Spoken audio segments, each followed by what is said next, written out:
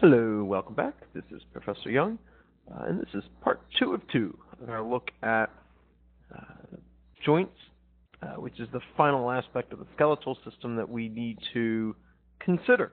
We spent a considerable amount of time going over the skeletal system, and this is it. This is the last one. And so you've survived it as long as you can make it through this last little PowerPoint and WIMBA presentation. The first part of the WIMBA that we did on joints kind of introduced us to what a joint is and the four major groups of joints, that being your bony joints, your fibrous joints, your cartilaginous joints, and your synovial joints. And at the conclusion of the last WIMBA session, we went through and looked at a little bit more in detail about the structure of a synovial joint, the importance of the synovial fluid, and the articular cartilage that lines the ends of the bones that make up and articulate within the joint itself. And as the joints slide across each other, or I should say as the bone slides across each other and that articular cartilage gets pushed on, how it releases that little bit of synovial fluid, and it just kind of creates like a little bit of an ice skating rink. And allows those two bones to just slide over one another. And I said that this session here would focus on the 6 types of synovial joints. And at the end here, we will consider movement within those joints and what some of the clinical terms are for the movement that we see within the joints. And we'll talk a little bit about osteoarthritis and rheumatoid arthritis as well. And so without further delay, why don't we go ahead and get ourselves started. And what I thought I would do is at least introduce you to the 6 classes of synovial joints, which conveniently can all be demonstrated on and found within the hand and arm of any one of you. And so let's start at the upper left-hand corner, and we'll move our way down, and then we'll come up to the upper right-hand corner, and we'll move our way down on that side there. And so the upper left-hand corner, this is an example of a ball and socket type of joint, and we will describe what that is in a little bit more detail in a couple seconds here. The next one that we have is a pivot joint, and the final one here on the left-hand side is a saddle joint. And as we move to the upper right-hand corner, we have ourselves a hinge and a plane. And then this last one down here on the bottom is a condylar joint here. And so that kind of gives us a real quick synopsis about what these joints look like, where they may be located, and what the 6 classifications of those joints are. And so let's go ahead and we're going to go through now and look at each one of these individually on its own individual slide. Give you a little bit more of a hopefully insight into what these guys look like. Your ball and joint is your very classic ball and joint, or ball and socket joint, I should say, where you have a rounded edge of one bone, such as the head of the humerus or the head of the femur, that fits into this cup-like structure for which it's going to be able to rotate in, and it gets a really nice 360-degree rotation to some extent. You know, you can take your shoulder and rotate that bad boy 360 degrees. You can't quite do that with the hip because of the way that the ligaments are aligned, but definitely within the shoulder you can do that. And again, if we look at the shoulder joint, the head of the humerus, which makes up the ball, is fitting into the glenoid cavity located within the scapula, which equates to the socket. And the same thing with the hip joint. The head of the femur is tying into the acetabulum located on the hip. The acetabulum serves as the socket. The head of the femur serves as the ball. One of the takeaways on this, and I've already alluded to this, is that this is the only joint that is considered to be multi-axial. And so if we think about an axis, right, typically we are used to moving on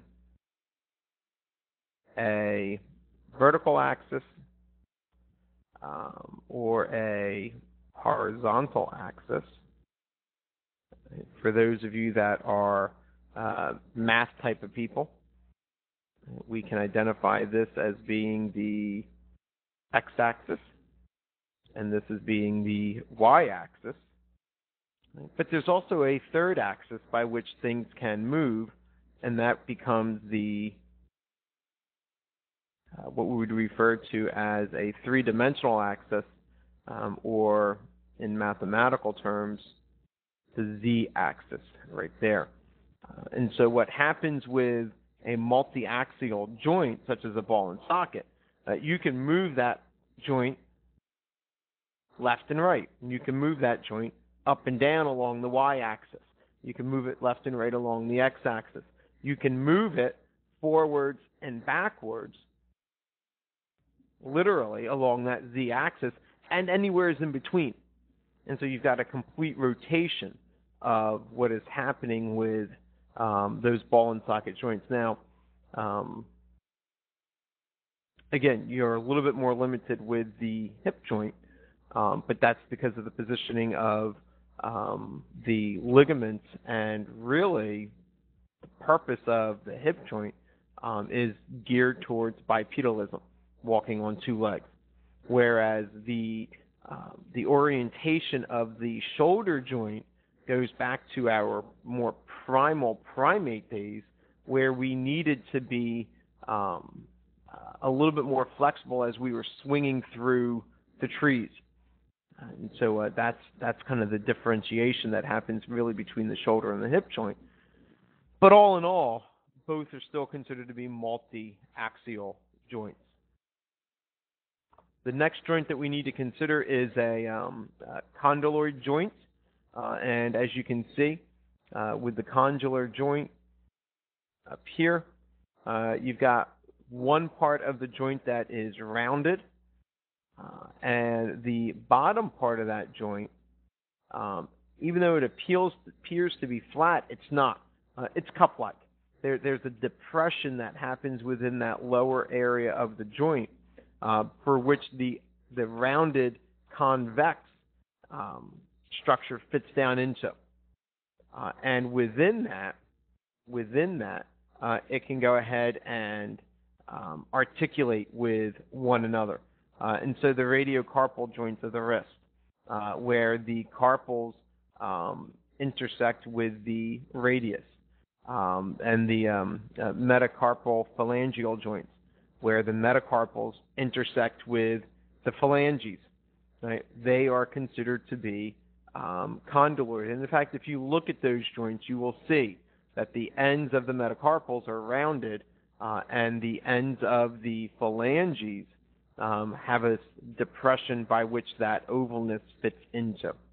And this is considered biaxial joints, meaning that it can only move really in two planes, and that's it. And so it's only moving in two planes. You can take your finger and you can move it up and down, or you can take those joints and you can move it left and right. But that's about it. Right? That's about it. Saddle joints. This here is kind of a repeated structure. You have two bones here that form a joint. Both of them have convex shapes to them. In other words, both of these joints curve to form a depression, as you can see up in here. But what happens is one joint is perpendicular to the other joint, and so they're not side by side. They are indeed perpendicular. They cross each other, and it's like taking your palms of your hands and cupping them and putting them on top of each other as if you were going to clap. Right? That's the idea behind a saddle joint. And so the articular surfaces are convex, they're cup-like, and they are perpendicular to one another. They're not horizontal to one another. A couple examples, the trapeziometacarpal joint, which is where the trapezius, or the trapezium, I should say, and the metacarpal meet, and that metacarpal would be the metacarpal of the thumb, and the sternoclavicular joint, which is where the clavicle articulates with the sternum. And again, these are both biaxial joints.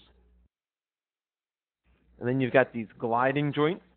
Very often the gliding joints happens between either the carpals or the tarsals. And so the capitate and the hamate, the scaphoid and the lunate, so on and so forth. So the bones of the carpals and the bones of the tarsals articulate this way. Vertebrae articulate this way. If you look at the ends of the superior articular facets and where they join with the inferior articular facets, they're very flat with one another, and they slide or they glide over one another. And so you have flat surfaces on both joints that pass over or slip over one another. And that would be your gliding or your plane type of joints. Again, for the exam, what I am looking for is, are you able to identify the joints? Are you able to explain the joints? If you can explain the joints, you should be able to give me an example. If I give you a picture, you should be able to go ahead and say, yes, this is what kind of a joint it is. The fifth joint that we have is a hinge joint, and this is exactly what it sounds like it should be. It's a hinge. So these are things like your elbow and your knee, and some of your finger and toes. And so if you go to your phalanges, the distal phalange and the medial phalange, where they meet, that would be a hinge type of joint. So one bone is convex, the other one is concave. And again, it works as a hinge. It's one axis. It's one axis. Your hinge joints, if you hold your elbow up, it can only bend downward. You can't take that elbow and bend it up. It doesn't move that way. Your fingers, if you go to that distal metacarpal, that joint right there, you can bend your ends of your fingers down, but you can't flex it the other way. And so these are joints that move in one direction only. And then we have our pivot joints. These are things like the atlantoaxial joint. Now think about what that is.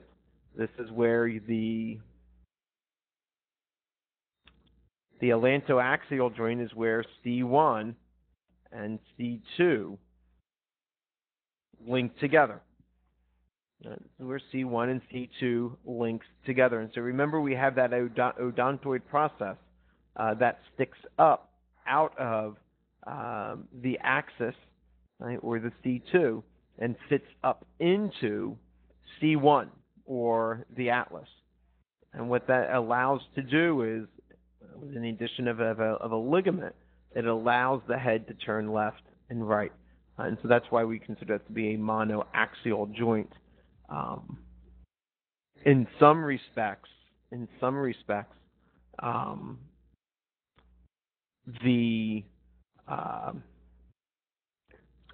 losing the joint. The atlanto-occipital joint is also monoaxial, right? Because there you've got a concave. It's also a pivot joint. You've got a concave structure, and that's going to be fitting into a depressed area, such as I'm sorry, it's not a pivot joint. I lied. It's not going to be. It's going to be more of a condyloid process there, or joint. But the purpose of me saying that was that the occipital condyles fit down into the superior articular facets, and it allows the head to go in one direction.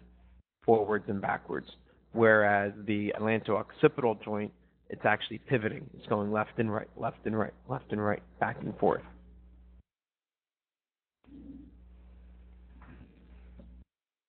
So this last part of this WIMBA has us looking at movement. All right, now, whenever we define movement, it's important to keep in mind that we always define movement from a standard position. And for our purpose, standard position is anatomical positioning.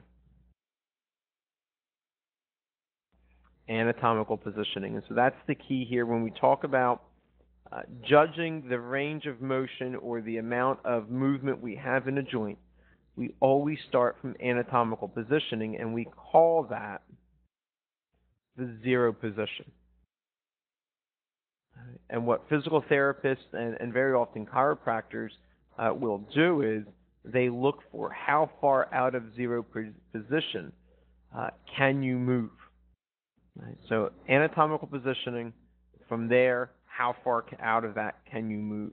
And really what follows here is a look at some of the terminology that is used to assess or measure movement within these synovial joints and how far out of zero position can you come.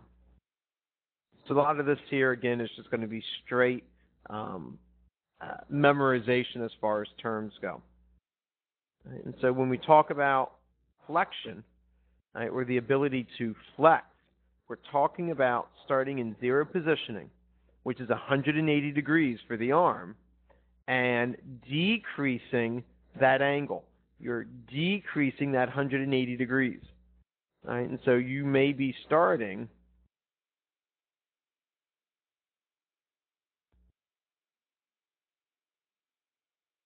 here's a very simple force diagram of the arm.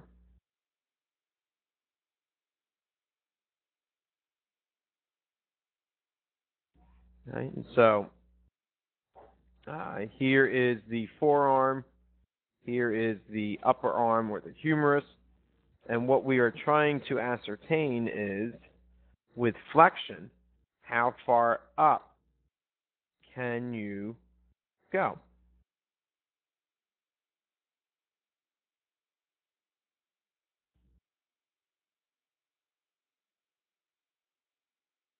How far up can you go? And so that would be flexion. Now extension would be just the opposite. Extension would be moving from the flexed position and extending back down once again. Right? And we do that all the time. We can do that with the arm. We can do that with the leg. Right? And so you can hold your leg out at 180 degrees, and as you bend the knee, you're decreasing the angle. You're creating an angle less than 180 degrees. Right? Holding your arm out, you can bend the arm, flex the arm, and you're decreasing that angle at which the arm is bent. Right? Hyperextension is just the opposite. Hyperextension is you're going greater than 180 degrees. Right? You're going greater than 180 degrees. All right? Flexion. Flexion again is less than 180 degrees. Now, you cannot do that. You cannot do hyperextension with the elbow. You can't take the elbow and bend it back further than 180 degrees.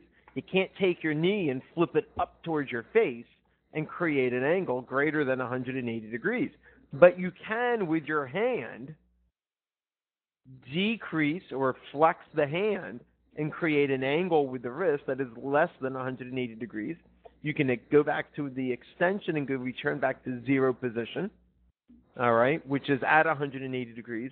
And you can also take that wrist from zero position in relation to the wrist, and you can create something that is greater than 180 degrees. And that would be hyperextension, when you create something that is greater than 180 degrees.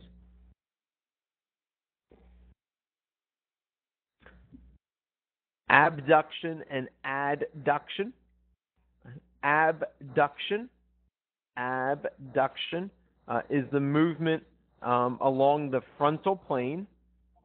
Think about your definitions. It's movement along the frontal plane that goes away from the midline.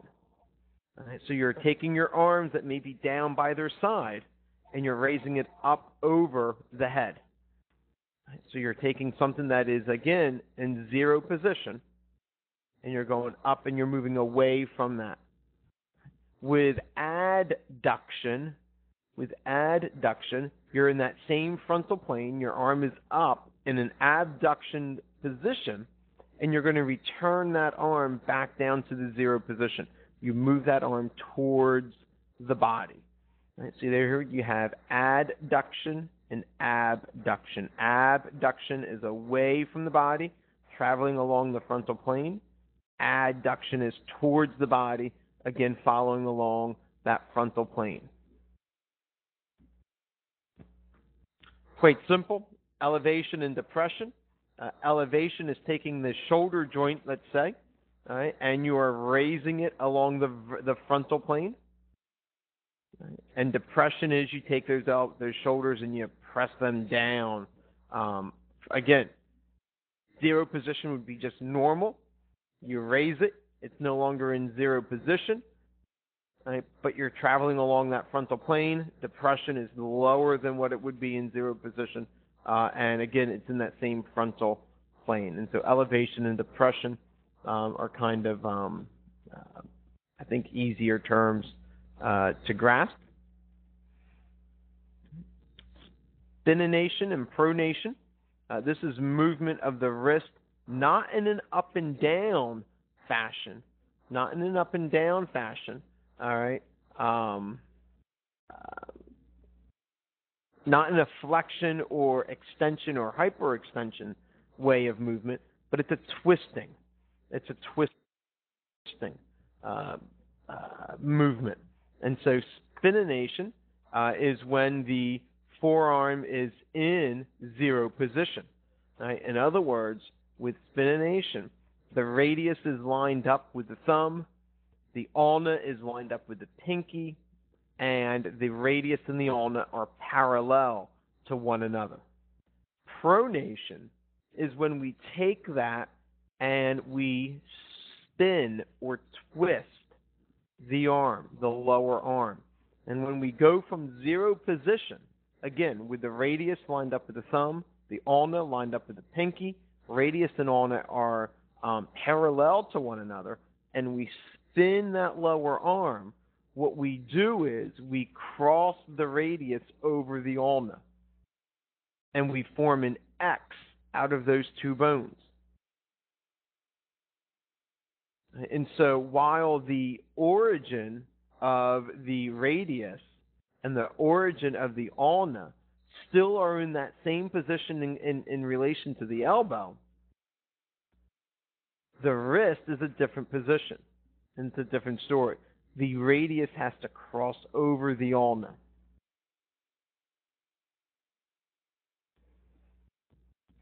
And you can see here we've got that same concept with the foot, right? Dorsiflexion versus plantar flexion versus inversion. You can look over them. I'm not going to read you the slides, but it's all the same concept. All right, it's all the same concept. And again, it's all based on zero positioning.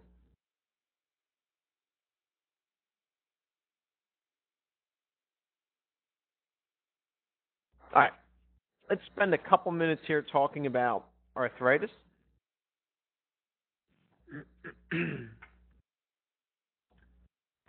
Arthritis over the last probably 15, 20 years has really become a catch-all phrase or a dumping ground for any kind of pain that we have within the joints. And typically that pain is going to be caused from inflammation, swelling of the tissue, swelling of fluid, or a collection of fluid that happens around one of those joints within the body. as we have an aging society, all right, we've had the baby boomers go through. They're now hitting that age where they've hit 60 or they're turning 60 within the next year or so. What we see happening is birth rates are actually declining within the United States, and so we're not adding as many newbies as we are. People are living a whole heck of a lot longer, though. And with that aging population, with more and more people living into their 70s and 80s and 90s, and God forbid, into their 100s, all right, more and more people are coming down with arthritis. And what we're finding is the more active our elderly people are, the more impact they're having on their joints as well. The body's not made to last much longer than about 65 years, 70 years. It starts breaking down. It gets tired. It gets old. It wants to stop. We pop some pills and have a couple surgeries and give ourselves a facelift and a tuck and a this and a that. Won't go into details. And what's happening is we're extending out that life cycle beyond the life expectancy of a lot of our structures, including our joints. And so rheumatology is a field of medicine that is going to be a booming industry. Rheumatologists are doctors that study and treat arthritis and joint disorders. Right? That's what they do. It is good to be a rheumatologist in today's society because of the aging society that we have. If you couple aging with the obesity rate, you've got a real win-win. So you don't even need to be old. You just need to be obese, and you can have joint issues with swelling. Osteoarthritis, which is probably among the more common form of arthritis within the United States, is simply normal wear and tear. What happens with osteoarthritis is you take that cartilage lining, all right, that articular cartilage that's found on the ends of the joints, and it wears out. And if it wears out, it's not producing any synovial fluid. And if it's not producing any synovial fluid, you don't have any friction-free zone, and you've got bone on bone. And when you've got bone rubbing on bone, you've got friction, which causes heat, which causes wear and tear, which causes the destruction of the bone, which causes pain, which causes swelling, which causes stiffness. It's this whole cascade of events that begins to happen. And so that's when people get the creaking and cracking and ooh and ah and popping, and it's all the time, continuous. That's what's happening. That articular cartilage is wearing away. You're losing synovial fluid, and you've got bone rubbing on bone. It's the same thing that happens with bulging discs. When the intervertebral discs bulge out and become displaced, now you've got vertebrae on vertebrae. And we talked about that a little bit earlier. And this here is an X-ray of what, on the left side, a normal joint looks like. You can see very clearly you've got that synovial space. All right. The lateral and medial heads of the femur are definitely well away from the tibia. You've got, and what you're not seeing in this X-ray here is you're not seeing the articular cartilage. You're not seeing everything else that goes into play to make up that joint. But that's a normal joint. That's what a normal joint looks like on an X-ray. And then you've got this train wreck. You've got that train wreck right there. You can see that synovial space, you can see the synovial capsule, isn't there. It's just not there. And if you look right in here, just looking at that, your knee should start to hurt.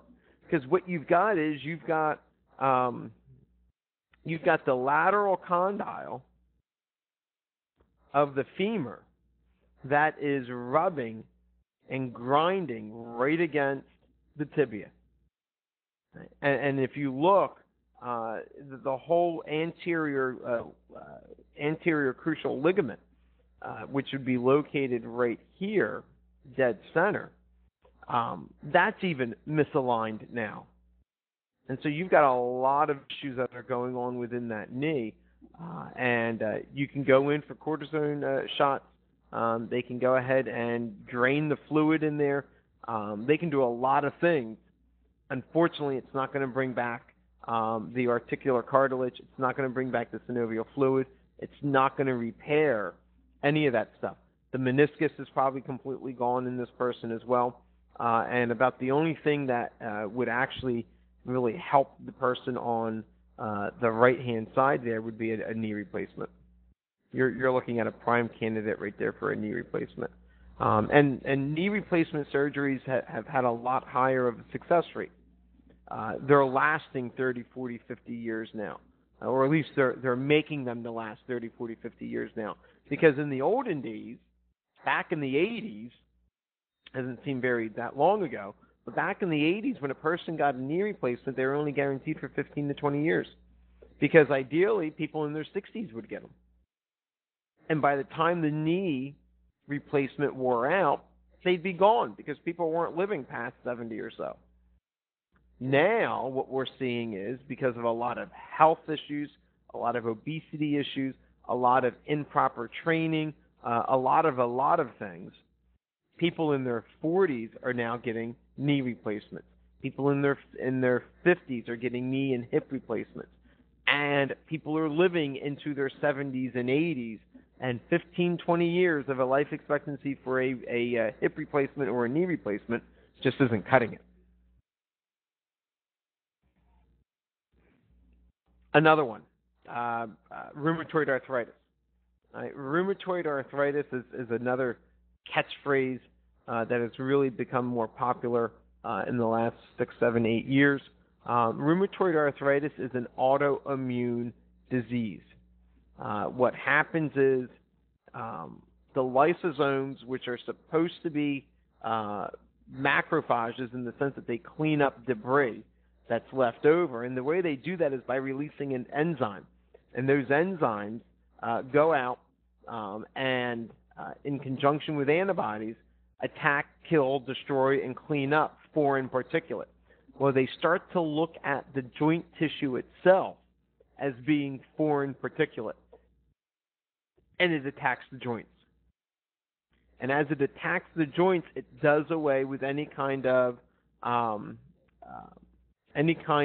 cushioning that may be in between the joints, any kind of articular cartilage, it attacks that.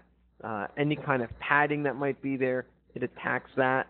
And very soon what you end up developing is an autoimmune response where you've got swelling, you've got distortion in typically within the hands this happens, distortion of the fingers, because what's happening is you start to replace the missing cartilage with bone. All right, and it really, really gets ugly to the point where, I mean, this is a pretty extreme case of rheumatoid arthritis, but I think you can see very clearly within these joints, right there, right along here, and right along here, where you've got that extra ossification that is kicking in. You can tell it's inflamed. You can tell that those joints have been worn down. And that's rheumatoid arthritis. It's very common within elderly people. Very common, all too common within elderly people. And so that is where I'm going to leave you for our discussion on the joints. Again, as always, spend some time, go back, review. Make sure you have the ability to not only describe what the joints look like, but make sure you can identify the joints. Make sure you can give an example of each joint. And if you have any questions, please, I constantly beg of you, shoot me an email and ask me those questions. And that way we can get it clarified for you and cleared up sooner rather than later. And so on that note, I will leave you to studying, and I will see you next time.